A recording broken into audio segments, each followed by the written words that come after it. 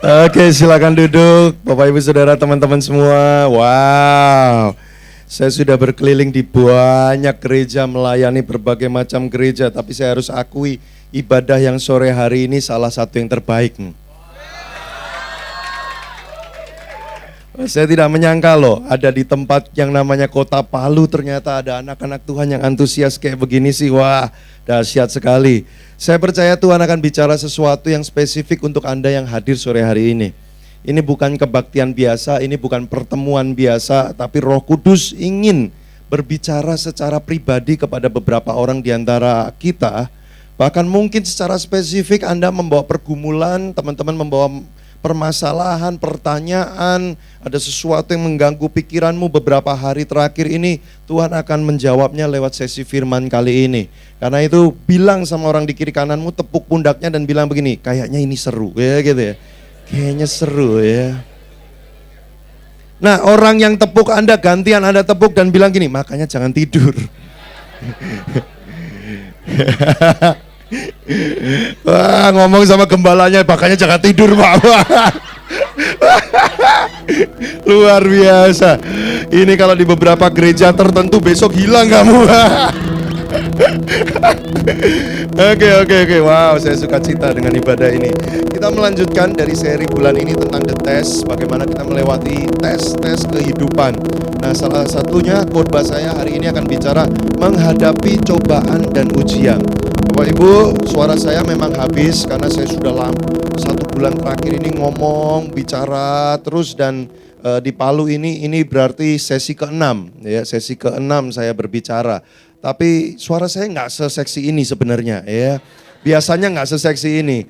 Tapi walaupun suara saya habis tapi roh saya menyala. Jadi kita akan bahas ya bagaimana menghadapi ujian dan cobaan dalam kehidupan ini. Nah, mari kita membahas dalam Yakobus pasal 1 ayat 2 sampai 8. Kita akan sedikit mengupasnya dan dimulai ayat 2 dan 3.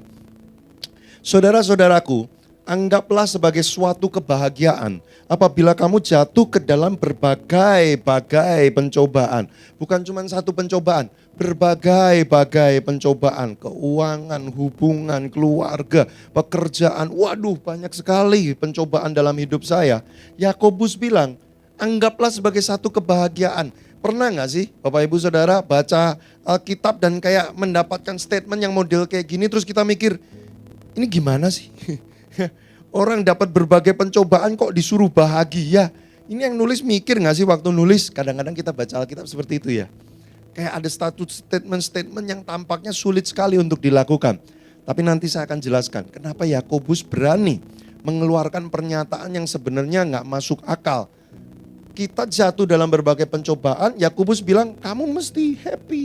Kamu mesti seneng kalau kamu jatuh dalam berbagai pencobaan. Kenapa bisa begitu? Nah, nanti kita akan jelaskan. Nah, lanjut ya.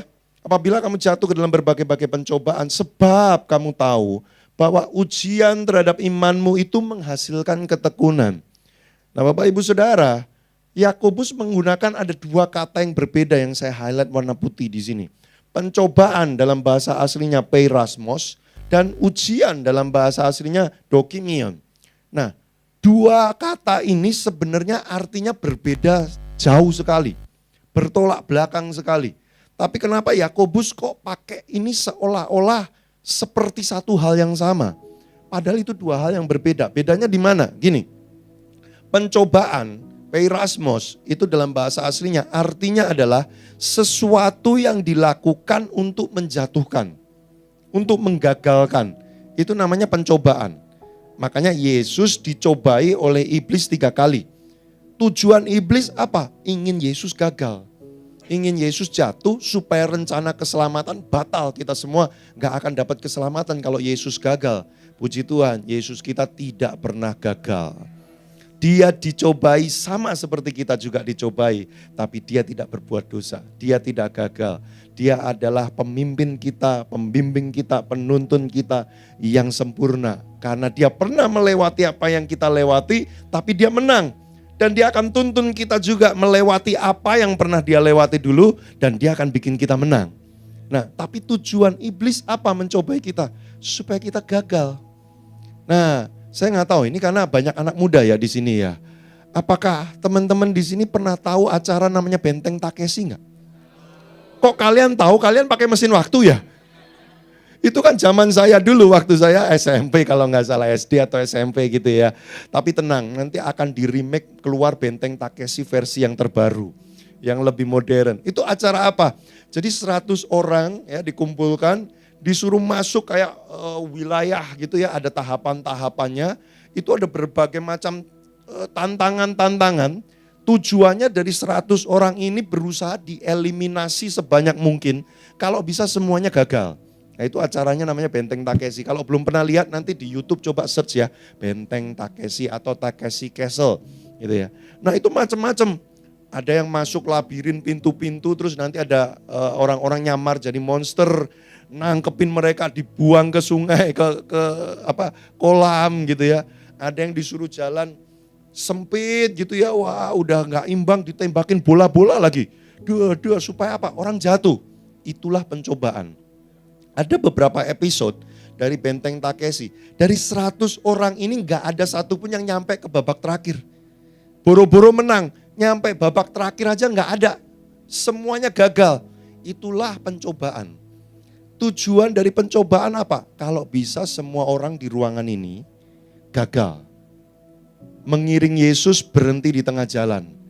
Pada ngomong, ini tujuan iblis, mencobai kita. Supaya kita bilang begini, aku gak mau ikut Yesus lagi. Aku gak mau ikut Tuhan lagi. Aku gak mau ke gereja lagi. Udah gak Tuhan-Tuhanan lagi. Itu iblis berhasil mencobai kita tuh. Makanya waktu Yesus sebelum dia disalib malamnya. Dia ngomong kepada beberapa muridnya. Dia bilang begini. Berdoalah supaya kamu tidak jatuh dalam pencobaan. Kenapa? Karena sebentar lagi murid-murid Yesus akan menerima guncangan yang luar biasa. Waktu Yesus disalib. Dia titip pesan, makanya Yesus berpesan malam harinya. Berdoa supaya kalian gak jatuh dalam pencobaan. Puji Tuhan, ya, mereka sudah hampir jatuh. Petrus siapa apa segala, udah hampir jatuh. Udah hampir menyerah. Udah meninggalkan ya pertemuan-pertemuan waktu mereka ngumpul karena Yesus sudah gak ada. Tapi puji Tuhan, Yesus bangkit mengumpulkan mereka kembali. Gak jadi gagal. Iblis gagal mencobai mereka. Nah, ujian beda. Dokimion, ujian itu tujuannya bukan mau gagalin orang. Ujian itu tujuannya adalah memunculkan kualitas seseorang. Itu namanya ujian. Jadi ketika diberikan ujian, justru kualitas orang ini makin lama makin muncul. Salah satu acara contohnya adalah Indonesian Idol. Ya, kita kan ketemu dari babak ke babak, wah ini makin jago, nyanyinya makin bagus, dilatih, kualitasnya makin muncul. Sampai terakhir satu orang yang paling unggul, dia yang menang. Nah itu namanya ujian. Beda sama pencobaan. Ini dua hal yang berlawanan sekali. Tuhan tidak pernah mencobai kita. Saya ulang, ada ayatnya.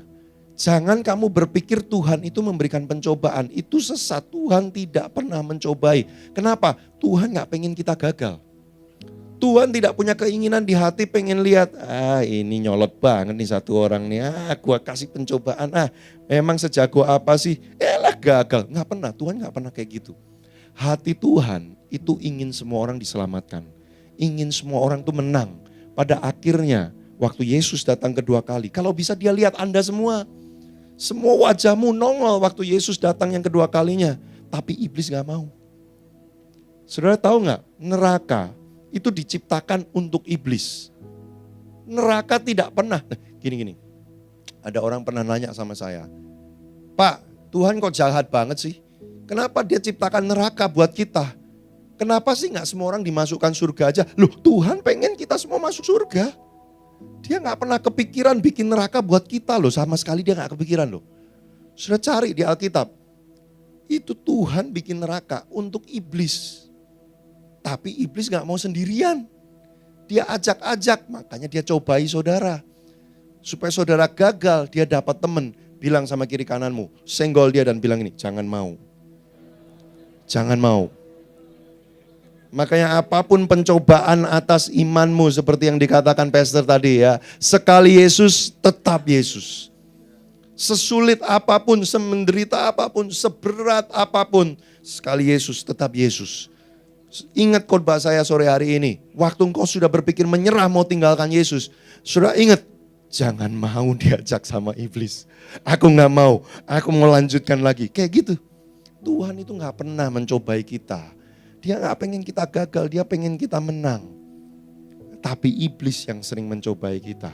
Nah, saya keluarkan satu statement. Ketika iblis memakai kesulitan hidup untuk menggagalkan kita, Tuhan akan mengubah kesulitan hidup itu menjadi kesempatan untuk menunjukkan kualitas Tuhan melalui hidupmu. Makanya kenapa Yakobus menggabungkan dua kata pencobaan dan ujian seolah-olah itu satu hal yang sama. Memang iya, dari sudut pandang iblis itu adalah pencobaan. Tapi sama Tuhan akan diubah menjadi ujian. Iblis pengennya gagal, tapi Tuhan akan pakai kesempatan supaya justru jebakan iblis itu malah jadi batu loncatan untuk kita melompat lebih tinggi.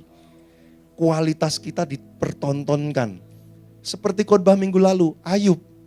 Loh, iblis kan datang sama Tuhan, dia bilang gini, Tuhan, Ayub mah ya jelas menyembah kamu lah. Orang kamu memberikan duit banyak, berkat, keluarganya happy, semua yang dia lakukan berhasil. Ya jelaslah dia menyembah kamu Tuhan. Coba kalau aku ambil itu semua. Uangnya aku ambil, keluarganya aku ambil, kehidupannya yang bahagia aku ambil. Aku yakin dia pasti mengutuki engkau. Itu pencobaan. Tapi sama Tuhan, dipakai kesempatan cobaan dari iblis ini justru untuk memunculkan kualitasnya Ayub. Pada akhirnya iblis gigit jari, kenapa? Karena walaupun Ayub sudah korengan, ditutupi dengan debu seluruh badannya, istrinya aja marah-marah sama dia, sahabatnya menuduh menghakimi dia, dia begitu menderita, tapi pada akhirnya dia membuktikan tidak ada satupun perkataan yang salah di hadapan Tuhan. Dia tetap menyembah Tuhan. Makanya endingnya bukan cuma dikembalikan, diberikan lebih daripada sebelumnya. Dari cobaan diubah menjadi ujian, akhirnya adalah kemenangan.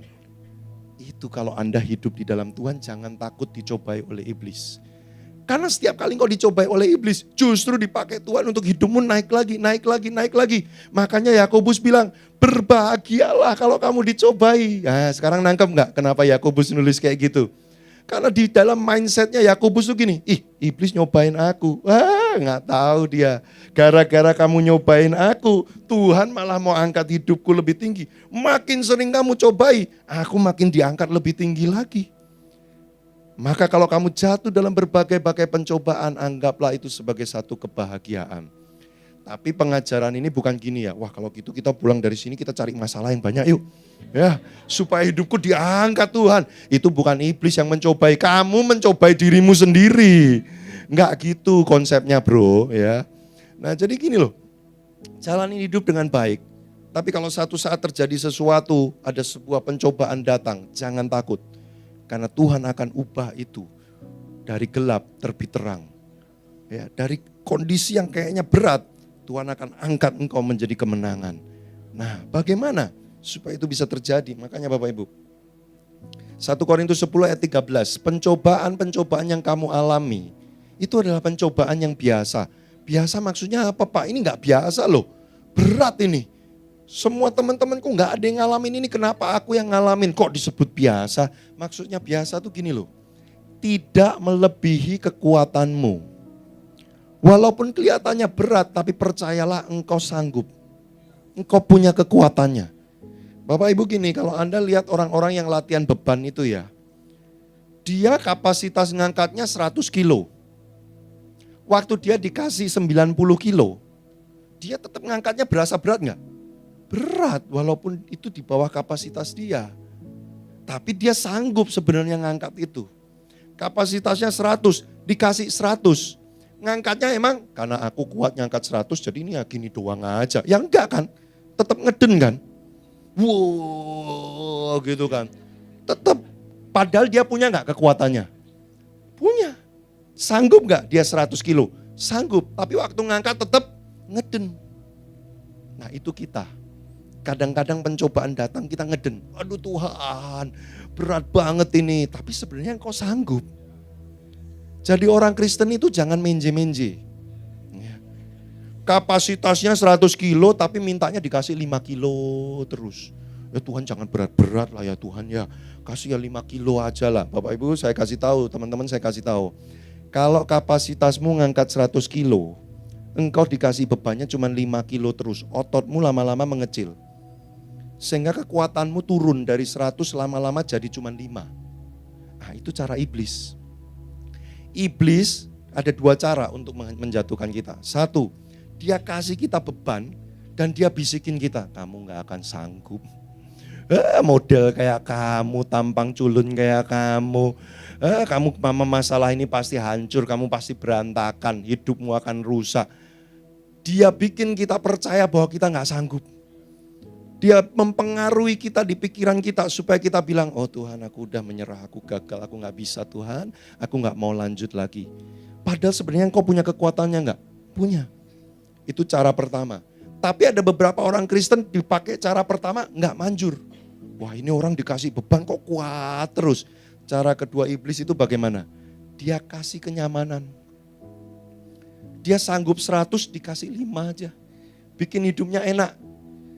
Nanti kalau hidupnya enak, nggak ada beban, nyaman ya. Tadinya dia kuat, lama-lama kekuatannya turun. Begitu udah turun jauh banget, kasih beban yang berat. Bang, breakdown, hancur langsung. Padahal tadinya dia sanggup. Tapi kasih kenyamanan. Lama-lama bubar dia. Makanya teman-teman yang melayani. Kalau di dalam pelayananmu tim musik, ya usher, multimedia, parking dan sebagainya. Kadang-kadang ada ketidaknyamanan di dalam pelayananmu. Bagus. Itu artinya kita masih dalam beban yang tepat. Kalau sampai kita udah berasa, gak usah latihan ya, gak usah, kita gak latihan aja kita udah bisa ya. Apa sih lagunya? Sebutkan. Wah, Jelangkung Nari, ada ya lagu judul Jelangkung Nari. Ini gereja atau kuburan? Wah sebutkan lagunya on the spot, kami langsung bisa main. Wah memang jago banget, gak pernah latihan, nyaman banget. Nanti tunggu waktunya, iblis kasih beban yang besar, kita kaget, breakdown hidup kita. Justru masih Tuhan pasti akan izinkan ada ketidaknyamanan. Justru caranya ngegedein otot. Jaile kayak saya ini binaragawan aja ngomong ngegede. Otot cuman segini, ya elah ya. Gini loh, walaupun saya kurus kering kurang meyakinkan. Tapi teman-teman saya itu badannya oke-oke. Jadi saya sering ngobrol sama mereka. Bro gimana bro caranya kayak gini gitu loh ya. Anda jangan sudson gitu dong ya. Nah saya ngobrol sama mereka. Mereka bilang gini. Kalau kapasitas kita 10 kilo. Tambahin dikit. Jangan pas 10. Nanti kamu segitu terus. Tambahin dikit 15. Wah pertama kali termehek-mehek. Wah sampai muntah-muntah. Tapi nanti setelah sekian lama ototnya mulai tambah gede kan. Udah mulai biasa. Naik tuh kapasitas. Udah 15 biasa, tambahin dikit lagi. Jadi 20. Wah termehek-mehek lagi gitu kan. Tapi setelah sekian waktu mulai biasa 20. Naik lagi kapasitas. Itu cara Tuhan menumbuhkan kita. Jadi kalau dalam mengikut Yesus, kok tambah terus Tuhan bebannya? Kemarin segini kok sekarang jadi segini. Udah bener. Bilang sama kiri kanannya, udah bener. Udah bener. Memang Tuhan mau perbesar kapasitas kita. Dengan cara ditambahkan. Loh kok ikut Tuhan kok gitu ya? Kok gak enak ya? Gini loh. Kamu gak enak waktu proses pertumbuhannya. Tapi waktu udah jadi. Gini-gini di depan cewek. Yang lain cuman ngiri kayak saya gitu. Gitu. Ya. Waktu prosesnya amsyong memang. Tapi begitu udah jadi. Wah gitu saudara. Namanya proses semua pasti gak enak. Kalau udah jadi semua pasti enak. Ya kan banyak orang mau jadinya gak mau prosesnya. Nah ini dia cara Tuhan menumbuhkan kita. Jadi teman-teman Bapak Ibu jangan takut dengan cobaan. Jangan takut dengan kesulitan hidup. Kita nggak nyari masalah, kita nggak pengen hidup kita susah. Tapi kalau kesulitan itu datang, kita siap menghadapinya. Kenapa? Karena tidak akan melampaui kekuatanmu. Sebab Allah setia. Tuhan itu setia dalam dua hal. Satu, Dia tidak izinkan kamu menanggung beban yang kamu nggak sanggup. Itu kesetiaan Tuhan. Jangan takut kamu nggak sanggup. Pasti Tuhan akan larang iblis lakukan. Karena Dia setia sama kita. Pencobaan yang kamu alami tidak akan melebihi kemampuanmu. Kedua, kesetiaan Tuhan itu apa? Pada waktu kamu dicobai, Dia akan memberikan kepadamu jalan keluar. Kamu gak akan jalanin sendirian. Kamu tidak ditinggalkan. Tuhan akan beserta dengan kamu dan Dia beritahu jalan keluarnya. Mana ada ujian dikasih tahu jawabannya kalau bukan sama Tuhan Yesus. Kita akan dicobai. Tapi Tuhan di sisi kita bilang tenang. Ya, ada jalan keluarnya. Kamu nanti lakukan gini. Kalau saya jadi iblis, saya mah udah resign. Pensiun saya. Nggak mau saya nyobain anak-anak Tuhan. Nggak mungkin menang soalnya. Lah udah dikasih tahu terus jawabannya sama Tuhan Yesus. Ngapain lagi saya cobain, bener nggak gitu ya? Tapi kenapa iblis kok belum pensiun? Kok dia nggak resign malah makin semangat? Karena banyak orang Kristen nggak deket sama Tuhan, jadi nggak dengar jawabannya, nggak tahu jalan keluarnya. Makanya iblis masih semangat aja. Banyak orang Kristen bego-bego soalnya ini ya. Kita cobain aja. Mereka mah jalan keluar udah mau dikasih tahu sama Tuhan, tapi mereka nggak tahu, mereka nggak mau, mereka nggak denger. Banyak yang bego, udahlah kita cobain aja. Nah, makanya semangat. Coba kalau HCC ya ibadah 1-4 semuanya kayak gini nih. Tiap kali dicobai, menang. Tiap kali dicobai, saya jadi iblis mah minder. Saya mungkin depresi, pengen bunuh diri. Aduh gimana ini? Udahlah pindah gereja lain aja. HCC gak usah diapa-apain lah. Pindah gereja lain aja. Gitu saudara. Nah, tapi problemnya banyak orang Kristen gak mengerti. Bagaimana mendapatkan jalan keluar dari Tuhan ini. Padahal Tuhan jelas-jelas berkata loh. Dia memberikan kepadamu jalan keluar. Itu kesetiaan Tuhan pada kita. Nah, makanya saya akan bahas gimana caranya untuk mengerti jawaban Tuhan itu. Saya belum mulai khotbah loh. Ini baru mulai nih. Hah? Bawa bekal makan malam semua kan di sini? Enggak bercanda. Ini udah separuh, bentar lagi selesai ya. Tapi kita jawab pertanyaan ini dulu. Apa tujuan Tuhan? Kenapa kok Dia biarin pencobaan datang lalu Dia ubah menjadi ujian supaya kita naik level? End goal-nya apa? Buahnya, ujungnya itu apa? Ini dia. Supaya kita semua punya ketekunan, endurance, daya tahan. Dan biarkanlah ketekunan itu memperoleh buah yang matang. Karena kalau orang itu tekun, bertahan dalam masa sulit, ini yang akan terjadi. Kamu menjadi sempurna. Dalam bahasa asli arti sempurna ini adalah dewasa. Kamu akan jadi dewasa dan utuh, komplit, tak kekurangan suatu apapun. Kenapa sih Tuhan izinkan kita ngalamin pencobaan? Jelas-jelas Tuhan tahu iblis mencobai kita, pengen jatuhkan kita. Tapi kenapa Tuhan biarin? Gak apa-apa, cobain aja anakku. Karena Dia pengen kita punya ketekunan. Waktu kita punya ketekunan, kita akan jadi dewasa. Kita akan utuh, tak kekurangan satu apapun. Bapak Ibu teman-teman, saya beritahu gini. Ada hal-hal yang tidak bisa dialami dan dimiliki kalau orang itu tidak dewasa. Saya punya anak umurnya baru 15 bulan. Tidak mungkin semua uang saya kasih ke anak saya untuk dia pakai. Loh, saya bukan gak mau loh. Saya mau banget. Bahkan saya udah menyiapkan banyak hal untuk anak saya.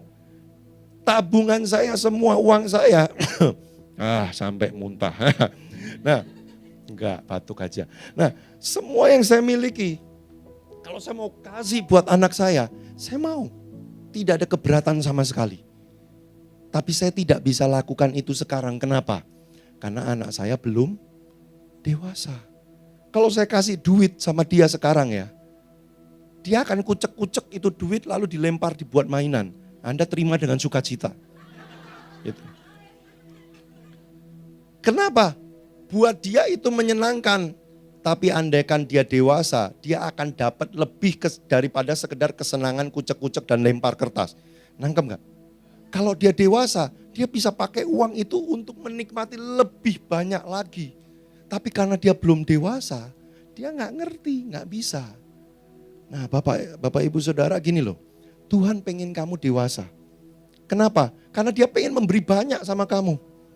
Dia pengen kamu menikmati banyak berkat daripada dia.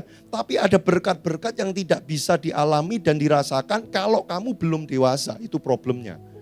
Makanya Tuhan pengen kamu jadi dewasa. Salah satu caranya lewat pencobaan. Waktu kamu tekun, kamu jadi dewasa, kamu siap untuk menerima hal-hal tertentu yang hanya bisa dinikmati oleh orang dewasa. Saya kasih contoh simpel. Pernikahan itu untuk orang dewasa. Bukan cuma tubuhnya yang sudah dewasa, jiwanya, rohnya mesti dewasa. Kenapa banyak orang menikah menderita banget? Makanya saya nulis buku, menikah sama dengan bunuh diri. Beneran, ini saya punya temen, baru nikah 2 minggu, baru 2 minggu. Saya berkunjung ke rumahnya, terus pas pulang dia sengaja nemenin saya menuju ke mobil. Terus dia bisik-bisik, kok nikah tuh ternyata kayak gini ya. Kayak gini maksudnya apa? Aku seperti di penjara kok. Aku terkekang. Pernikahan kok kayak gini, aku gak bisa bebas melakukan apapun yang aku mau. Duh, menyesal aku menikah. Baru 2 minggu loh. Setelah 2 tahun kemudian beneran cerai dia. Kenapa kok bisa kayak gitu? Pernikahan hanya untuk orang dewasa. Kalau kamu gak dewasa, kamu gak akan ngerasain indahnya pernikahan. Kamu hanya akan merasakan pernikahan itu seperti neraka. Tapi kalau kamu dewasa, siap untuk itu, kamu menikah, kamu akan ngerti, ternyata pernikahan dahsyat ya, luar biasa. Loh, Bapak Ibu Saudara, saya kalau bukan karena menikah dengan istri saya gak mungkin jadi sedahsyat seperti hari ini. Tuhan memakai istri saya, lewat istri saya, dia menyembuhkan banyak hal dalam hidup saya. Lewat istri saya. Pernikahan itu keren, pernikahan itu indah, pernikahan itu luar biasa. Kalau saya ditanya, saya bisa pulang kembali ke masa itu, apakah saya akan tetap menikah dengan dia? Ya, saya akan tetap menikah dengan dia. Walaupun saya tahu prosesnya kadang-kadang gak mudah, tapi itu cara Tuhan untuk melihat berkat-berkat tersembunyi. Makanya Bapak Ibu Saudara, jadilah dewasa. Nah ini dia. Cara Tuhan menumbuhkan kita tidak hanya melalui pemberian dan sayang tanda kutip. Dipuk-puk, dibelai-belai, enggak. Tetapi juga melalui pencobaan yang dia ubah menjadi ujian. Itu cara Tuhan menumbuhkan kita. Nah, bagaimana menghadapi pencobaan supaya kita bisa menang? Kita baca ayat 5-8. Tetapi apabila di antara kamu ada yang kekurangan hikmat, nah ini kuncinya. Tadi Bapak Ibu masih ingat gak? Tuhan menyediakan jalan keluar. Jalan keluarnya apa? Hikmat. Waktu kamu dicobai, Tuhan akan kasih hikmat. Lakukan gini, kamu jadi begini, kamu ketemu sama si ini, ngobrol sama si ini. Muncul hikmat. Itulah jalan keluar yang Tuhan sediakan buat kita. Waktu kita dicobai. Tapi kalau ada orang yang kekurangan hikmat, aduh Tuhan ini gimana, aku gak ngerti aku harus bagaimana. Gak punya hikmatnya. Dikatakan, hendaklah ia memintakannya kepada Allah, bukan kepada dukun.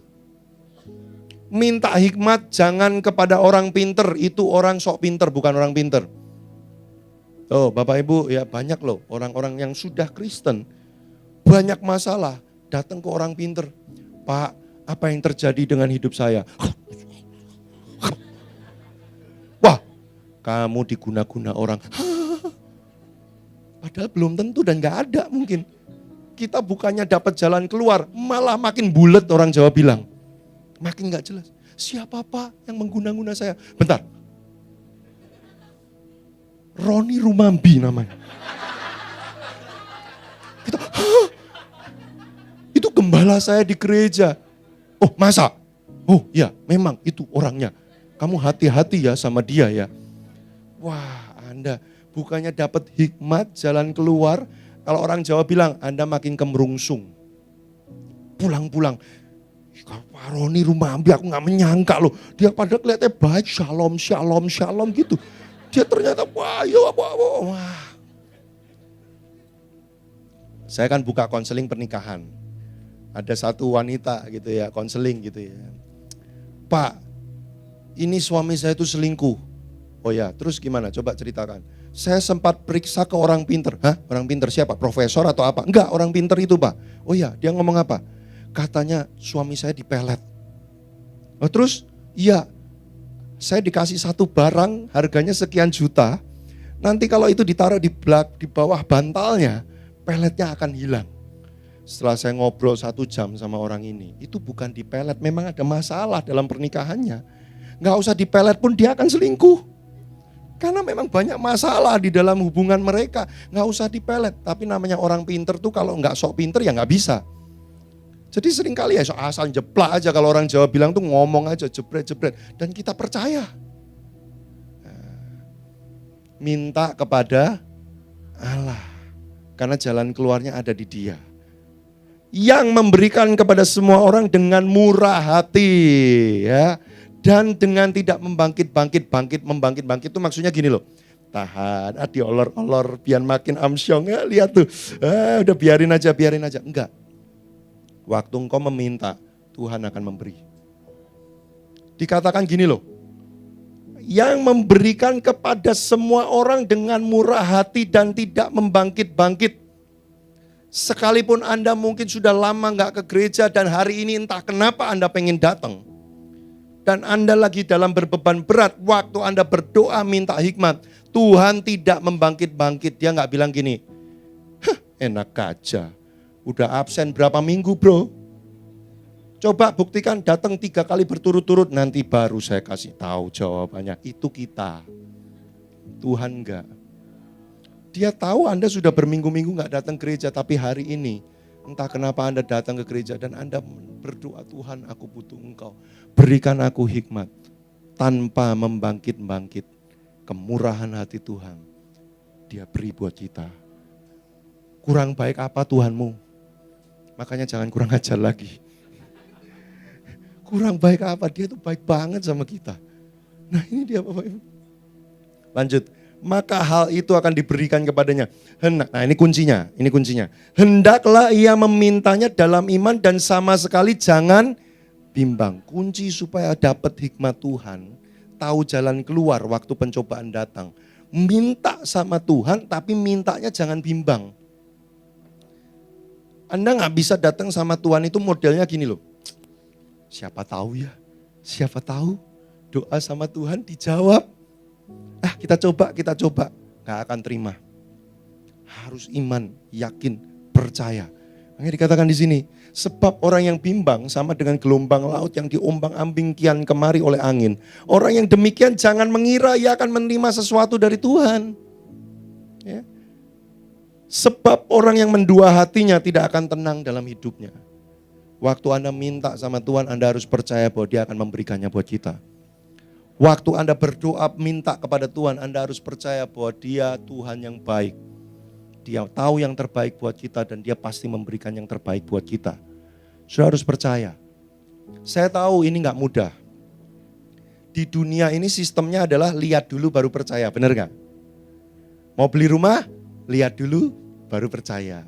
Mau bisnis, mana orangnya, lihat dulu tampangnya, rekeningnya, baru percaya. Loh tanya ya para orang tua mau dapat mantu pengen lihat dulu dong. Ya mana calonmu mana ya. Percaya aja mah. Imanmu kok kecil sekali sih mah. Saya kalau cari pasangan pasti yang terbaik mah, nggak bisa, lihat dulu. Itu memang di dunia kayak gitu. Kenapa orang dunia kok mesti lihat dulu? Karena manusia memang tidak ada yang bisa dipercaya. Hari ini dia bisa dipercaya, besok belum tentu bisa dipercaya. Itulah namanya bukan Indonesia. Bukan, itulah manusia. Nggak bisa percaya sama manusia, makanya kita harus lihat dulu. Tapi di dalam kekristenan, Anda percaya, maka Anda akan melihat. Di dunia, lihat dulu, baru percaya. Tapi di dalam kekristenan, karena percaya, maka engkau akan melihat. Loh gimana bisa kayak gitu, beli kucing dalam karung dong, enak aja. Tuhan kita itu nggak ingkar janji. Dia bisa dipercaya. Perkataannya ya dan amin. Semua yang dia ucapkan pasti terlaksana. Makanya kita percaya, pasti kita akan melihatnya. Karena dia pegang semua janji-janji dan perkataannya. Beda sama manusia. Kalau sama manusia, memang benar kamu harus lihat dulu. Jangan pulang dari sini, Bapak Ibu Saudara ya, kita kan diajari ya, percaya dulu maka nanti melihat. Udahlah, kita percaya aja sama semua orang. Enggak, kamu memang harus lihat dulu baru percaya sama dunia ini. Tapi kalau berurusan dengan Tuhan, percayalah, maka engkau akan melihat. Karena dia setia, dia tidak membiarkan kau dicobai melebihi kemampuanmu. Dan dia pasti berikan jalan keluar. Engkau yang meminta hikmat tidak ditahan-tahan, pasti diberikan. Waktu engkau menerima hikmat itu, engkau tahu apa yang kau lakukan. Pencobaan diubah menjadi kemenangan. Percaya. Nah, bagaimana mendapatkan hikmat dari Tuhan? 3 langkah. Slide terakhir ini, bangunkan yang tidur. Ya, habis ini selesai. Jangan sampai nanti kita bubar dia masih di sini sendirian gitu ya. Udah gelap gitu ya.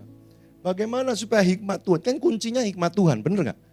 Jalan keluar yang dia sediakan itu kan berupa hikmat itu. Gimana supaya kita dapat hikmat? 1, saudaraku, engkau harus tenang. Gak bisa kemerungsung panik, waduh Tuhan kenapa engkau izinkan ini terjadi, gimana. Gak bisa, engkau harus tenang. Alkitab mengatakan, hanya dekat Allah saja aku tenang. Kunci ketenangan itu tidak ada di dunia. Dunia tidak bisa memberikan ketenangan. Dunia cuma bisa kasih kita obat penenang. Sudah kemerungsung, sudah gelisah, aduh gimana ini. Main game tenang. Tapi habis selesai itu makin gelisah. Sudah stres, berbeban berat, shopping, seneng, tenang, pulang-pulang makin stres, duitnya habis.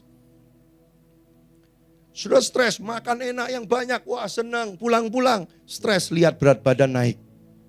Dunia gak bisa memberikan kita ketenangan. Coba lihat tuh orang dunia, caranya jadi tenang apa? Pakai narkoba kan. Saat pakai tenang banget, sampai gitu. Gak ada apa-apa ya, gak ada apa-apa gitu. Tenang banget, happy. Begitu buka mata bangkit lagi, sadar kembali. Duh hidupku rusak banget. Aduh pakai lagi lebih banyak. Terus kayak gitu sampai mati. OD. Dunia gak bisa menenangkan kita. Dia cuma kasih obat penenang sementara aja. Kunci ketenangan Bapak Ibu hanya dekat Allah saja.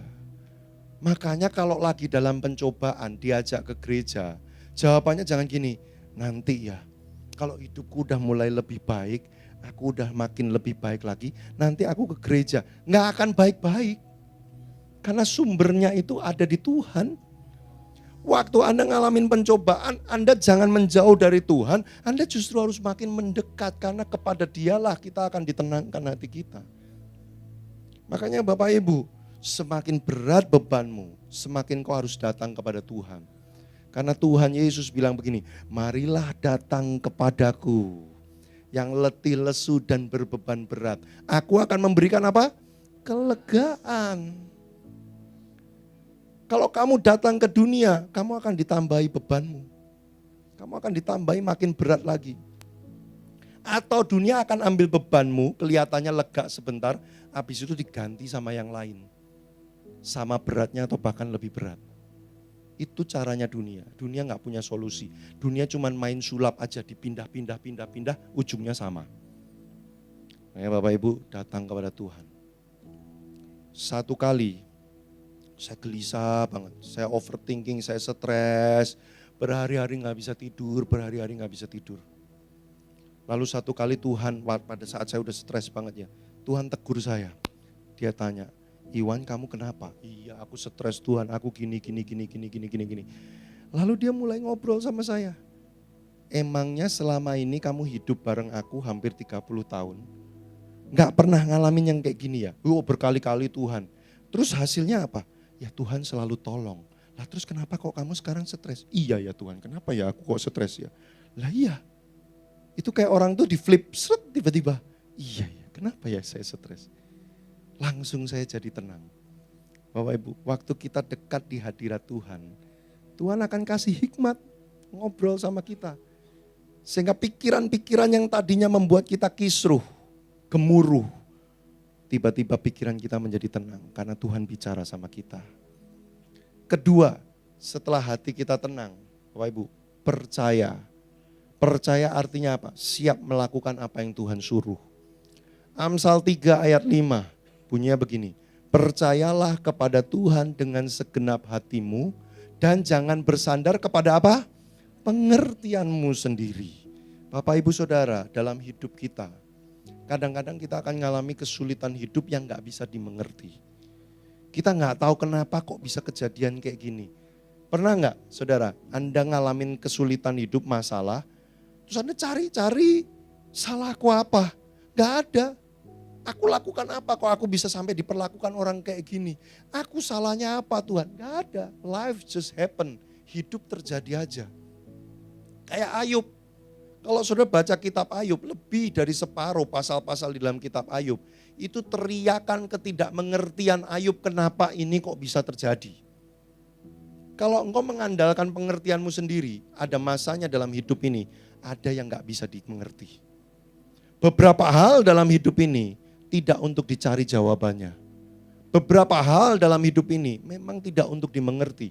Beberapa hal dalam hidup ini kadang-kadang hanya perlu dijalani saja bersama dengan Tuhan. Waktu engkau mengandalkan pengertianmu sendiri, engkau makin frustrasi. Pernah satu kali orang bertanya sama saya, Pak, saya itu baik sama suami saya. Mertua saya perlakukan seperti orang tua saya sendiri. Keluarganya suami saya layani seperti keluarga saya sendiri. Kenapa ya Pak kok mereka memperlakukan saya seperti ini?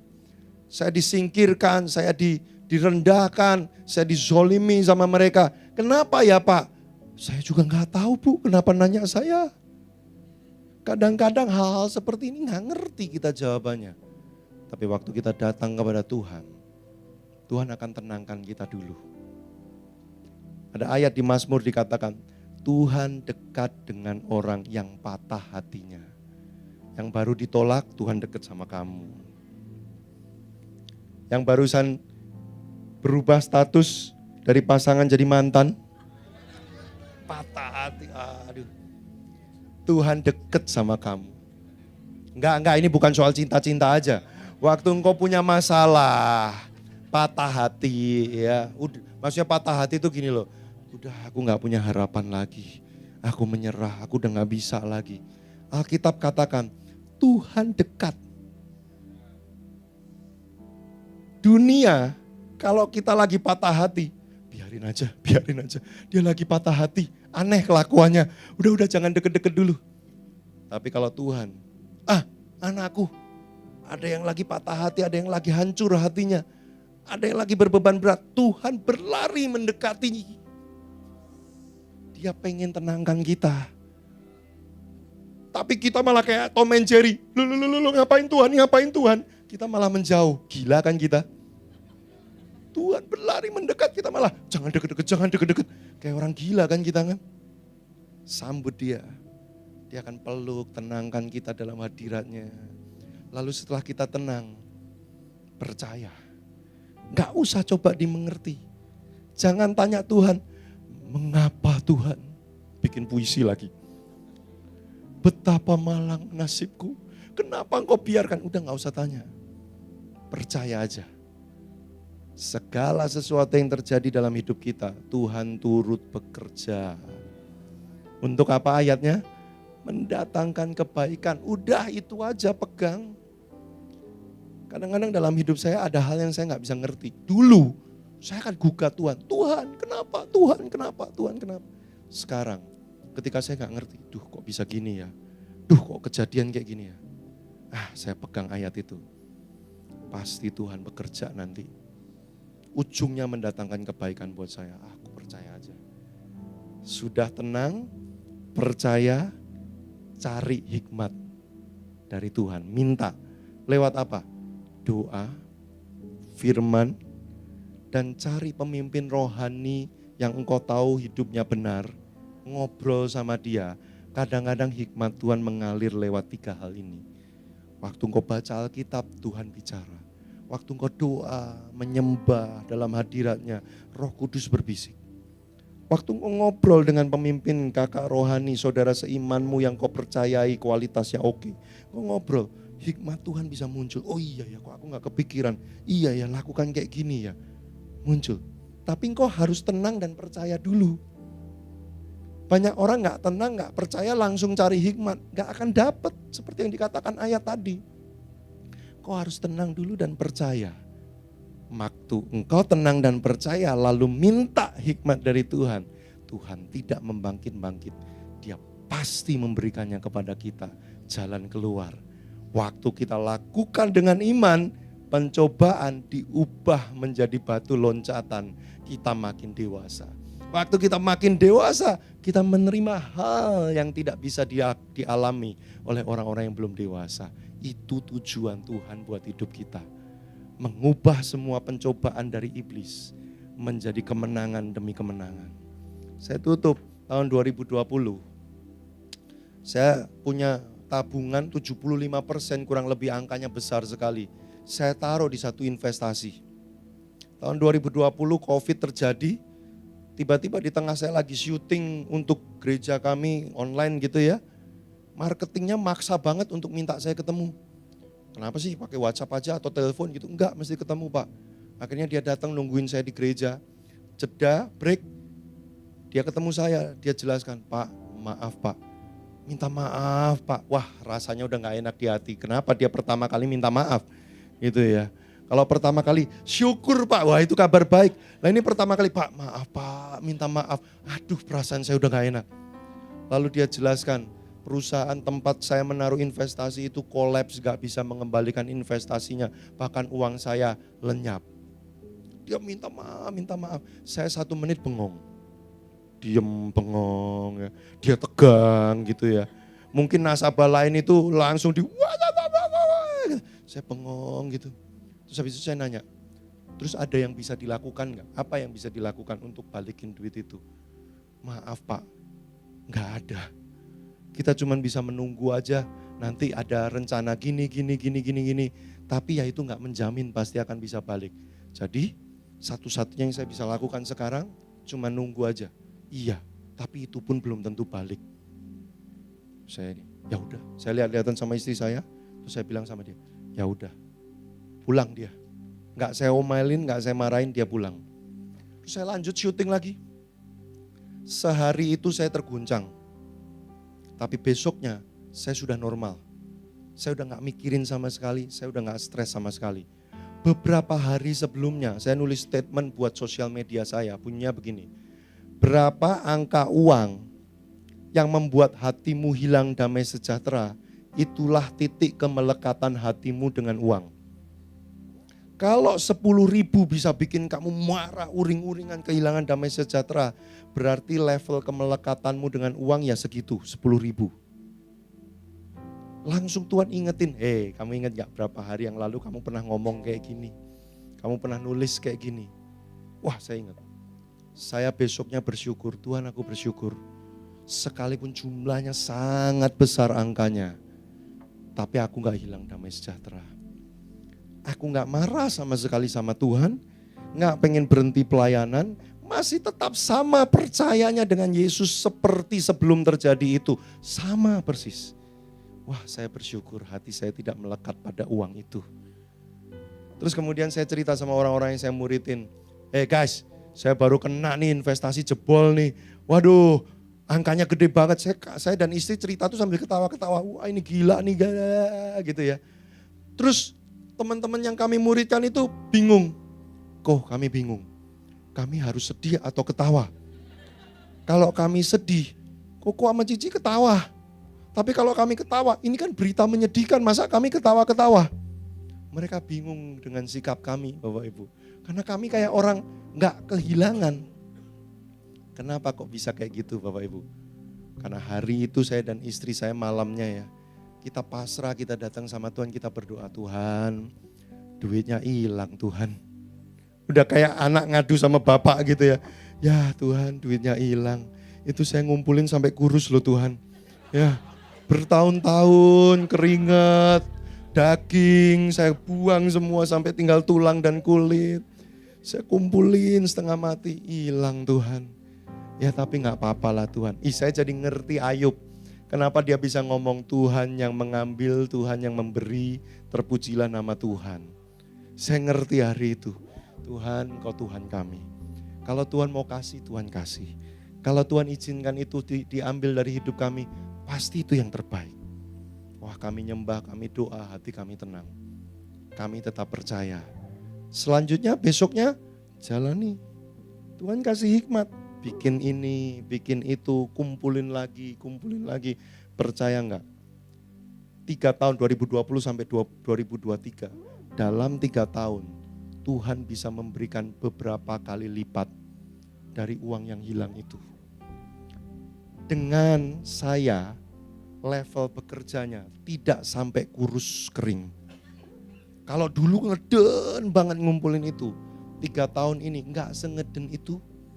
Ada masa-masa, ya kan saya faktor U juga ya, encok udah mulai muncul, lambung mulai teriak-teriak ya. Kadang-kadang saya mau kerja maksa udah gak sanggup, ya udahlah segini aja. Tapi Tuhan kasihnya lebih gede. Dulu ngeden segini, sekarang udahlah, kok dapatnya lebih besar. Tuhan mengganti, tanpa saya minta loh, saya gak minta, Tuhan ganti ya awas lu, enggak. Saya percaya aja, jalanin hidup aja, percaya aja. Tapi Tuhan pelihara kita. Bapak Ibu teman-teman, apa pencobaan yang kau hadapi? Jangan takut. Engkau tidak ditinggalkan.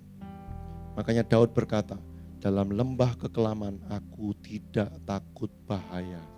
Sebab engkau besertaku. Sekalipun rasanya berat, engkau tidak akan ditinggalkan sendirian. Tuhan berjalan bersamamu. Dia memberimu jalan keluar. Sebentar tim worship siapkan satu lagu, ini lagu lama banget. Saya gak tahu anak-anak muda tahu lagu ini gak ya.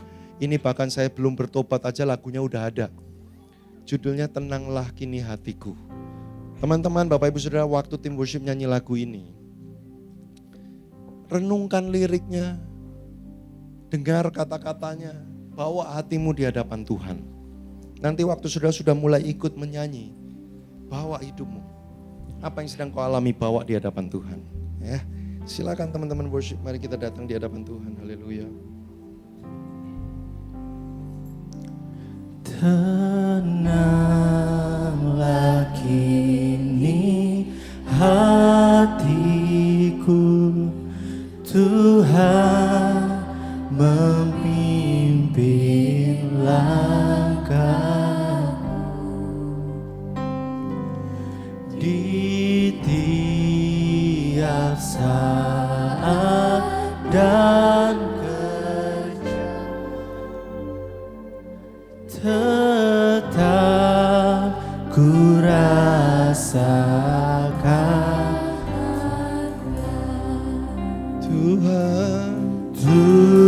Tuhanlah yang membimbingku, tanganku dipegang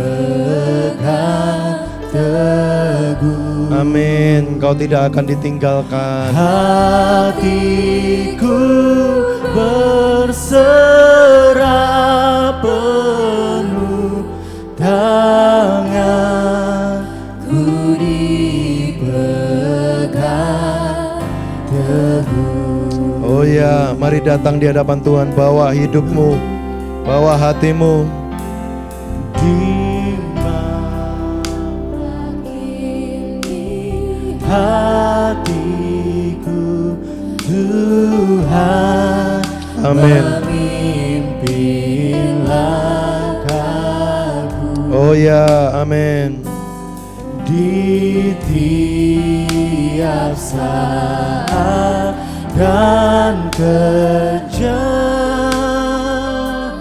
tetap ku rasakan. Mari angkat hatimu, katakan Tuhanlah. Tuhanlah yang membimbingku, tanganku Oh ya. dipegang teguh. Haleluya.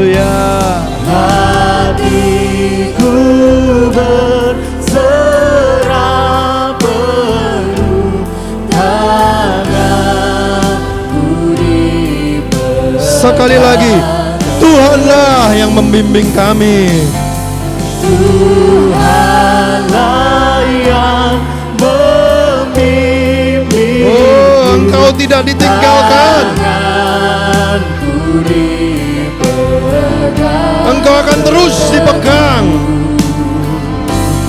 Hatiku berserah penuh, tanganku dipegang. Sekali lagi, Tuhan yang membimbing hidup kami. Oh, Tuhanlah yang membimbingku, tanganku dipegang.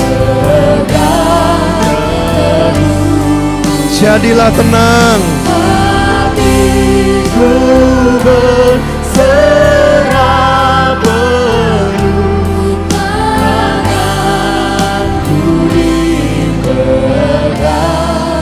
teguh. Tanganku Dipegang teguh, tanganku dipegang teguh. Siapapun di antara kita di ruangan ini yang sedang mengalami pencobaan, kau merasa ada beban berat, bahkan beberapa di antara kita beberapa hari terakhir ini engkau sulit tidur memikirkan masalah yang tidak ada solusinya. Kekhawatiran mulai masuk dalam hatimu, kegelisahan mulai menguasai engkau. Ada masa-masa di mana engkau benar-benar putus asa, engkau benar-benar panik, engkau benar-benar gak ngerti harus bagaimana. Ada titik-titik di mana engkau benar-benar gak bisa memahami kenapa Tuhan, kenapa harus aku yang ngalamin ini, apa salahku. Jadilah tenang pada sore hari ini. Aku berdoa untuk anak-anak-Mu Tuhan sore hari ini yang mengalami beban pencobaan. Oh, kuasa hadiran-Mu tenangkan hati kami seperti Engkau memerintahkan badai angin diam berhenti, maka pada saat itu juga teduh lautan. Maka hari ini juga gemuruh di dalam hati ini teduh ketika Engkau berkata menjadi tenang. Hadirat-Mu menguasai kami. Janji-janji-Mu tidak Engkau ingkari, itu yang menenangkan kami. Aku berdoa supaya iman ditambahkan kepada jemaat-Mu, kepada anak-anak-Mu di tempat ini Tuhan. Sekalipun mata kami masih melihat kesulitan yang ada di depan mata kami, tapi hati kami, iman kami percaya Tuhan turut bekerja. Engkau campur tangan di tempat-tempat yang tak terlihat dan tersembunyi, melakukan segala perkara untuk mendatangkan kebaikan pada akhirnya bagi hidup kami. Kami mau pegang janji-Mu. Tuhan, kuatkan hati setiap anak-anak-Mu. Teduhkan hati kami, buat iman kami bertambah, dan biarlah kami mulai mendapat hikmat dari Tuhan.